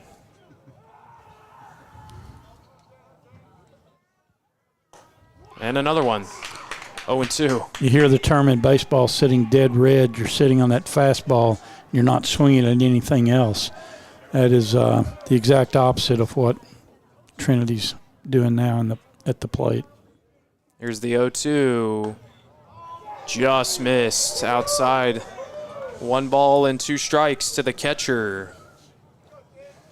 Reminder that we'll be back on the air tomorrow night, or tomorrow afternoon. There's another swing and a miss there. Newby will repeat the last AB, and back-to-back strikeouts for Dalton Asprion. There's 2 away. Be a good matchup tomorrow at 1 o'clock. First pitch here from Dragon Ballpark, taking on Timber Creek for the first of 2 consecutive games. Just a reminder, Timber Creek is the team that started Carroll off 0-2 in district last year. Dragons will try to not have that happen this time around. I say that only in that Timber Creek will have their attention. Absolutely. Ethan Biotto will get the starting nod tomorrow for Southlake. Swing and a miss, 1-1. Carroll is 2 strikes away from finishing off this win.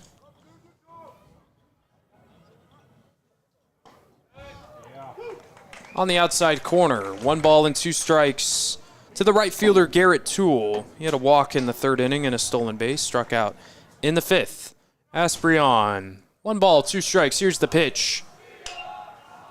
Fouled back, he stays alive.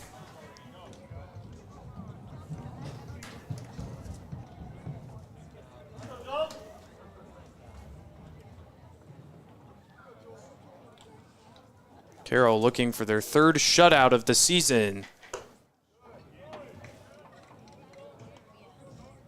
2 balls and 2 strikes.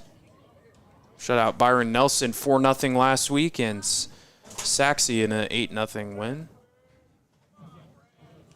Asprion on the mound will stay there as Toole calls timeout. And stick around, we'll have our player of the game as well. Here's the pitch in the dirt. 3-2.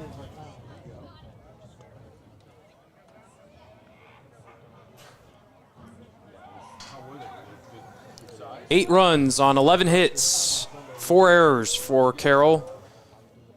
1 hit for the Trojans. Here's the pitch, and Garrett Toole stays alive. We'll do the 3-2 again. Probably the one thing Coach Vucan really would like to clean up was the fielding today. Here's the 3-2. He got him. Strike 3 swinging. He strikes out the side, and that will end the ball game. Southlake Carroll wins at 8-0. We'll take a quick break and stick around. We'll have our player of the game in just a moment on the Dragon Sports Network.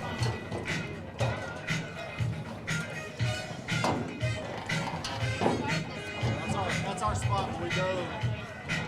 It's a flying fish out there. That's the TCU Arizona State game. Yeah.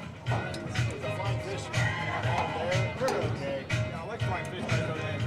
Yeah. With crawfish, you got to go to a place that you know is going to be good. Food is good. I just don't like the crawfish. Yeah. This place, their crawfish and shrimp oil. It's been anywhere else. Really?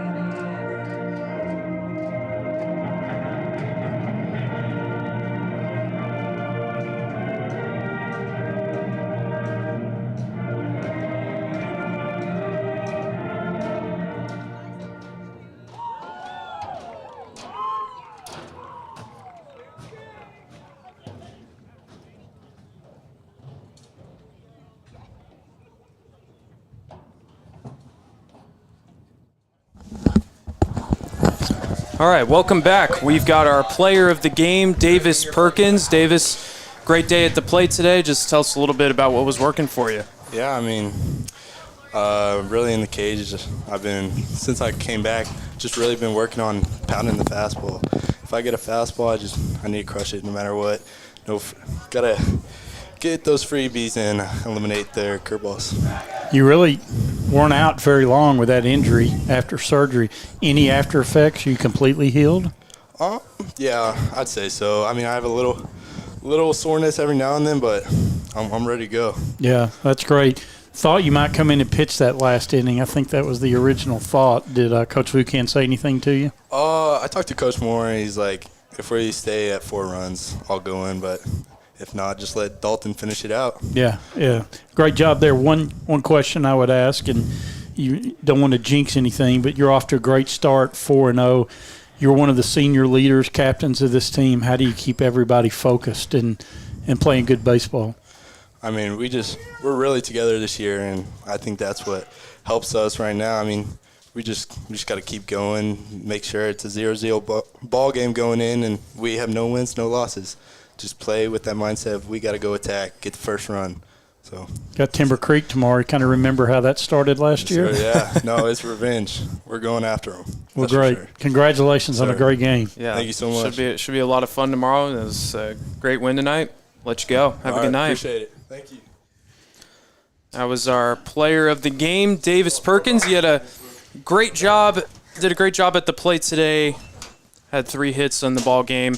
In an 8-0 Southlake Carroll win over the Trinity Trojans. They win both the games this week, 14-1 and 8-0. We'd like to thank you for tuning in to Carroll Dragon Baseball, which was brought to you by Claffey Pools. For over 37 years, Claffey Pools has been creating custom dream pools in Southlake and all across North Texas. They're the #1 new pool and pool renovation specialist in the area. So whether you like a slight modification or a complete transformation, make sure and call the team at Claffey Pools today or check out their website at www.claffeypools.com. So we will be back on the air tomorrow at 1 o'clock against Timber Creek. Should be a fun one here from Dragon Ballpark. But that'll wrap things up here tonight in an 8-0 Southlake Carroll win. For Bill Webb, I'm Zion Trammell. Thanks for tuning in. We'll see you guys tomorrow here on the Dragon Sports Network. Thanks for joining us for Carroll Dragon Baseball, brought to you by Claffey Pools, 4110 Construction, TPS Sports Performance, Selling Southlake, Built for It Performance Training, Meyer LLP Law Firm, and CBD Concrete. So long. We'll see you next time for Carroll Dragon Baseball.